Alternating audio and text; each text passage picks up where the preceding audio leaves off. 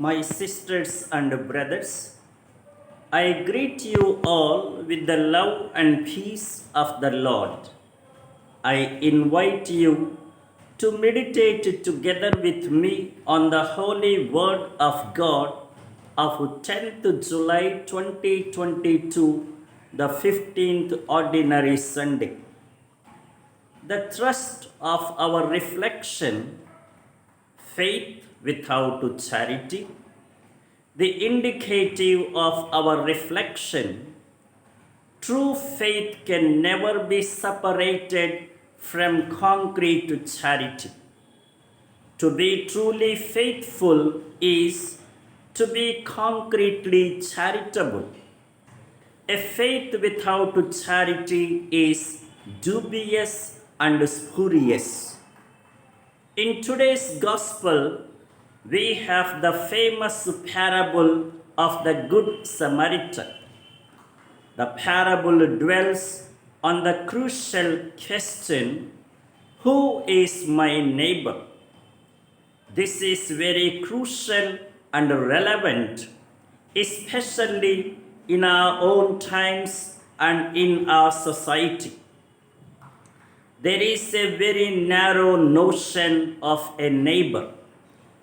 The neighborhood is demarcated by the boundaries and affinities like country, race, lineage, caste, region, language, culture, religion, right, occupation, or it is controlled by the concerns like profit, gratification, convenience, etc.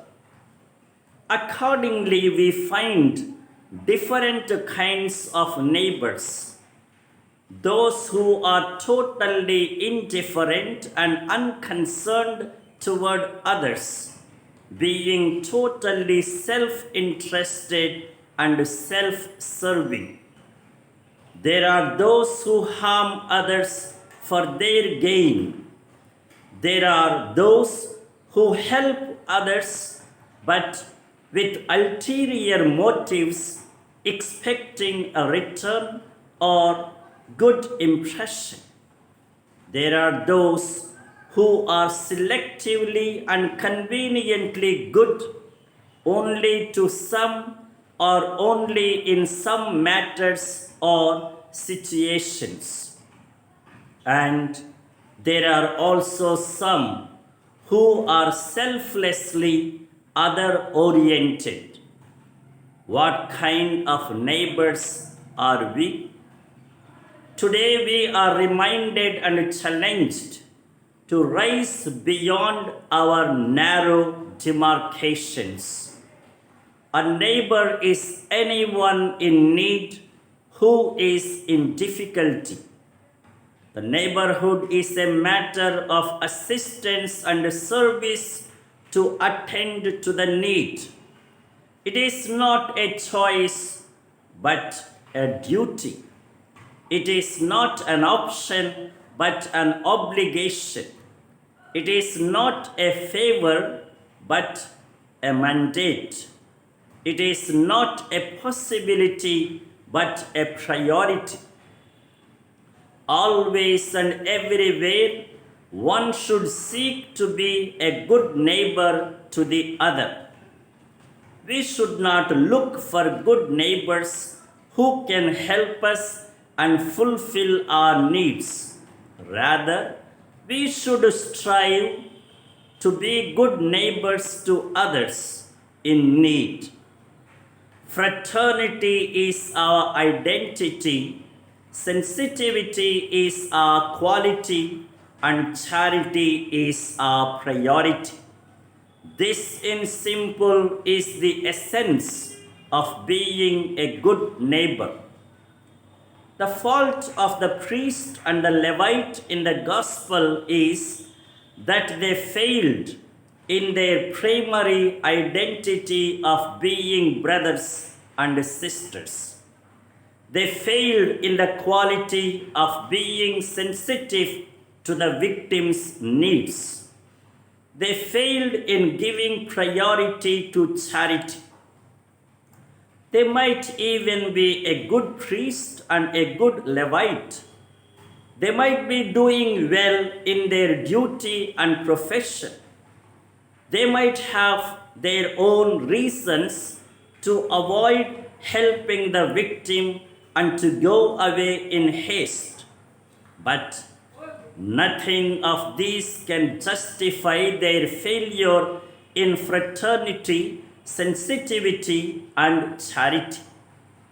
On the other hand, the Good Samaritan had no botheration about his convenience or gain or schedule or work or time or money.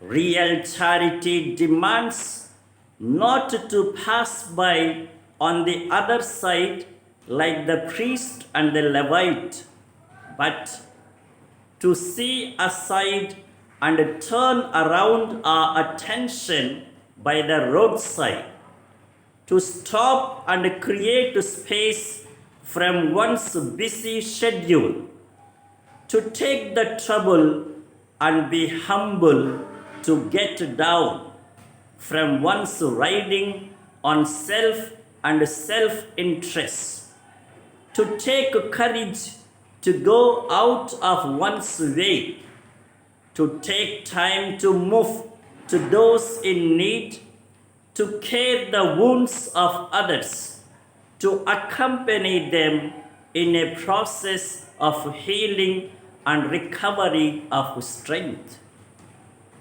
There is also a spiritual side to this story of Good Samaritan along with the fraternal side. God is the supreme Good Samaritan because He always keeps close to us in our needs and suffering. He is sensitive and benevolent to us always and everywhere, even without any merit or return on our part. He cares for our wounds inflicted by sin and the troubles of life. He cleans us, heals us, and makes us sane again with His own blood.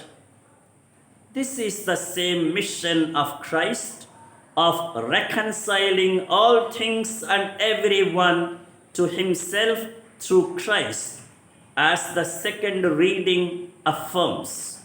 So, whenever we become good Samaritans to others, we are only sharing in the very identity and mission of God.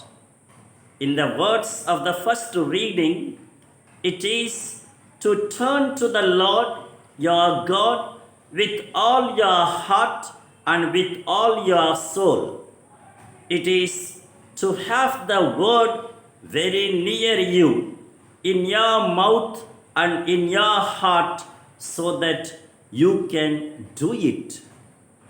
And now, the imperative for our life: how many of us are good Samaritans genuinely and selflessly? How much are we aware of the boundless compassion of God, the supreme Good Samaritan? And how much are we grateful and appreciative of numerous Good Samaritans?